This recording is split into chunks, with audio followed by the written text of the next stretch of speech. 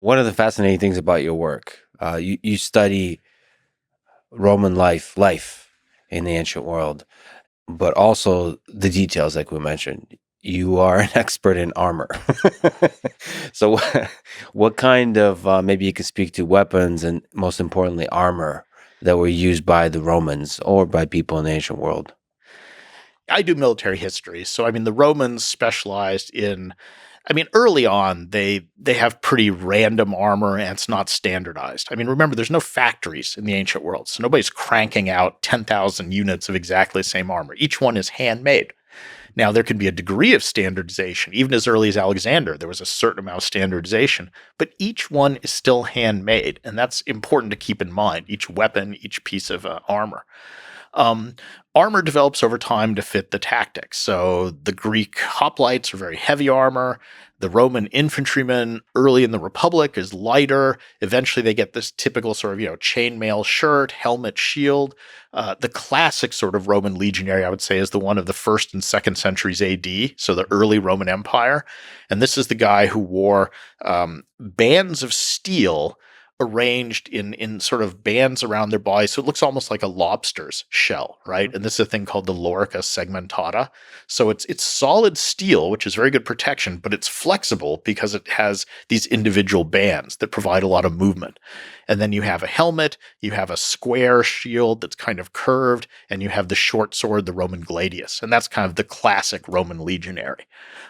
Later, more things develop. My personal sort of relationship with armor is I got really by accident involved in this project to try to reconstruct this mysterious type of armor that was used especially by the Greeks and Alexander the Great called the Linothorax, which apparently was made only out of linen and glue. Mm-hmm. So this seems a little odd that, that's not the sort of material once you want metal or something. But we had clear literary references that people, including Alexander, and the most famous image of Alexander is this Alexander mosaic found at Pompeii that shows him wearing one of these funny types of armor. The catch is none survived. It's organic materials. Mm-hmm. So we don't have any of them. And archaeologists like to study things that survive. So we have nice typologies of Greek armor made of bronze, Roman armor made of steel or sort of proto-steel. But this thing, this Linothorax, was a mystery. And one of my undergraduate students, a guy named Scott Bartell, had a real an Alexander obsession. He really loved Alexander. As one should. He had Alexandros tattooed on his arm in Greek. And he was a smart student. He was really smart. And so he one summer made himself an imitation of this thing of Alexander's just for fun. And he said, can you give me some articles so I could do a better job? So I some scholarly articles about this armor. And with typical sort of, academic arrogance, I said, why, Scott, of course I will. I'll give you some references. And I went and looked and there weren't any. So at that point, I was like, tell you what, why don't you and I look into this and try to do a reconstruction using only the materials they would have had in the ancient world? And little did I know at the time, I thought maybe I'll get an article out of this. I mean, it ended up being a 10-year project involving, 150 students, a couple dozen other faculty members, ended up having 3 documentaries made out of it. And Scott and I ended up writing a scholarly book on this. So this is how, you never know where your next project's going to come from. So it started with this undergraduate, turned into this huge thing. But it's what we did. We first said, all right, what are all the sources for this armor? And in the end, we found 65 accounts of it in ancient literature by 40 different authors. So we have literary descriptions. And then we looked at ancient art, and we were able to identify about 1,000 images in ancient art in vase paintings, pottery, bronze sculpture, tomb paintings, all these different things showing this armor. And then using those 2 things, we tried to backwards engineer a pattern to say, well, if this is what the end product looked like, what does it have to look like when you make it? And then we tried to reconstruct one of these things using only the glue and materials. So we had to use, animal glues, rabbit glue. We had to end up sort of making our own linen, which comes from the flax plant. So we had to grow flax, harvest it using only techniques in the ancient world. So modern flax goes through chemical processes. No, we had to do this the old-fashioned way, spin it into thread, so the thread into fabric, glue it all together. And then the fun part was, once we made these things, we subjected them to ballistics testing. So we shot them with arrows, which again were wooden reconstruction arrows using bronze arrowheads that were based on arrowheads found on ancient battlefields to determine how good protection would this thing have been. And of course, the kind of fun one that everyone always likes and that the documentaries always want is at one point they're like, well, can you put Scott in one of these and shoot him? Yeah. And we're like, okay. I mean, at that point, we'd done about 1,000 test shots. I grew up shooting bows and arrows. I knew exactly how far that was going to go. So it's one of these, don't do this at home, kids.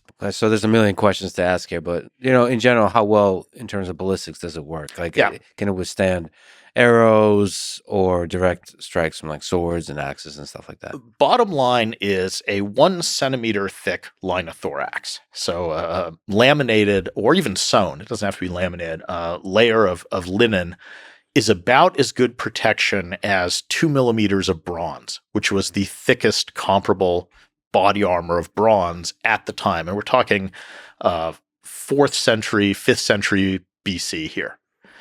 So classical and Hellenistic Greece. And that would have protected you from, let's say, random arrow strikes on the battlefield. So you could have gotten hit by arrows and they simply wouldn't have gone through. What are the benefits? So is there a major weight difference? Yes. So the benefits of this are it's much lighter than metal armor. So the linothorax is about 11 pounds. A bronze cuirass of comparable protection would have been about 24 to 6 pounds. A chainmail shirt would be about 28, 27 pounds. It's cooler. I mean, the Mediterranean's a hot place with the hot sun. Even today, a linen shirt is something you wear when you want to be cool. So it's much lighter. That gives your troops greater endurance on the battlefield. They can run farther, fight longer. It's cheaper. You don't need a blacksmith who's a specialist to make it. In fact, probably, this is interesting, any woman in the ancient world could have made one of these because they were the ones who spun thread and sewed it into fabric. So I can easily see in a household, a mother making this for her son, a wife making it for her husband. So it's a form of armor you could have made domestically that would have been, maybe not the greatest armor, but pretty good, pretty comparable to bronze armor. And it's amazing that you used all the materials they had at the time and none of the modern techniques. But I should probably say, maybe you can speak to that, they were probably much better at doing that than you are, right? Because again, generational, it's a skill. And it's a skill that probably is practiced across decades, across centuries. I mean, in terms of producing the fabric, I'm sure they could do it 10 times faster than we could. Just that's a speed thing. But it's still incredibly labor intensive. Where I think there's a big difference between our reconstruction and ancient ones is in the glue. So we ended up using a kind of least common denominator glue. We used rabbit glue because it would have been available anywhere and it's cheap. But in the ancient world, they did have basically the equivalent of super glues. I mean, we found, for example, helmets that were fished out of a river in Germany that were had metal parts glued together that after 2,000 years of immersion in water were still glued together. So they had some great glues. We just don't know what the recipes for them were. So we went the opposite tack and said, well, we're just going to make something that we know they could have made. So it was at least this good. You know what I'm saying? But actually, this is a materials thing, but I think glue,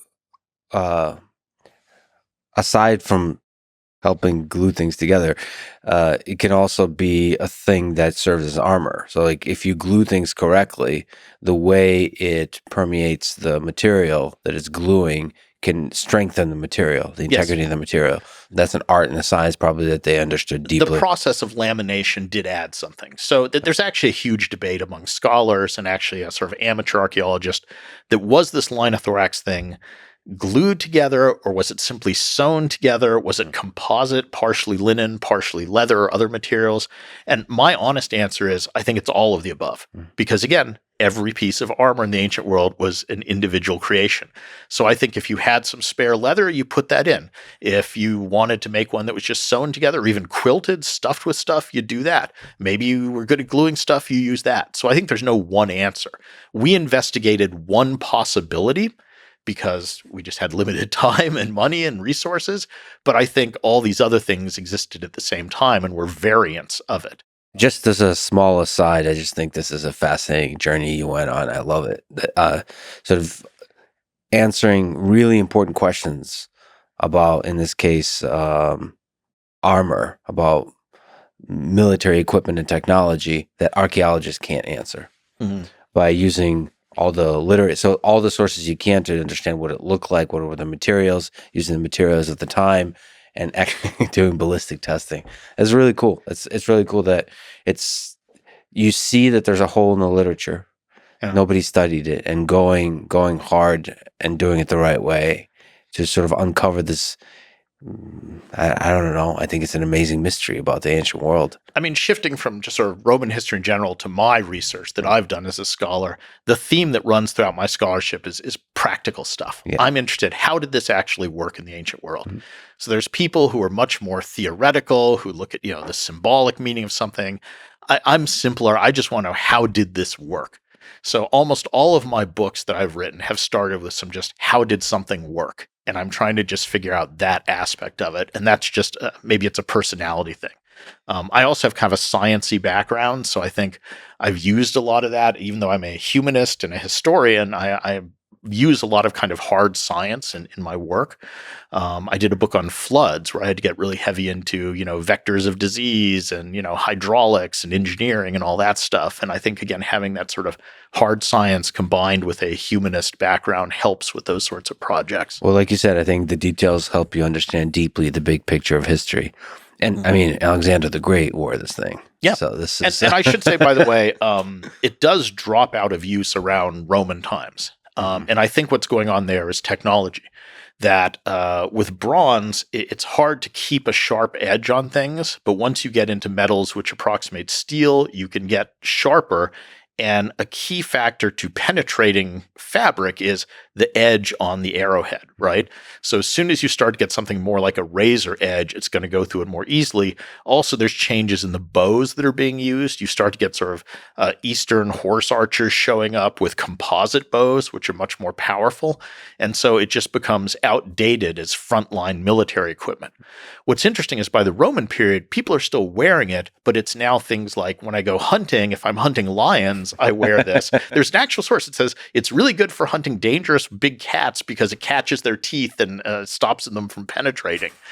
One emperor wears one of these under his toga. It's kind of like a not bulletproof vest, but stab-proof vest. So again, it's not to fight in the front line of the legions, but it'll protect him from somebody trying to assassinate him. So it still has those uses where you're not up against top-line military equipment.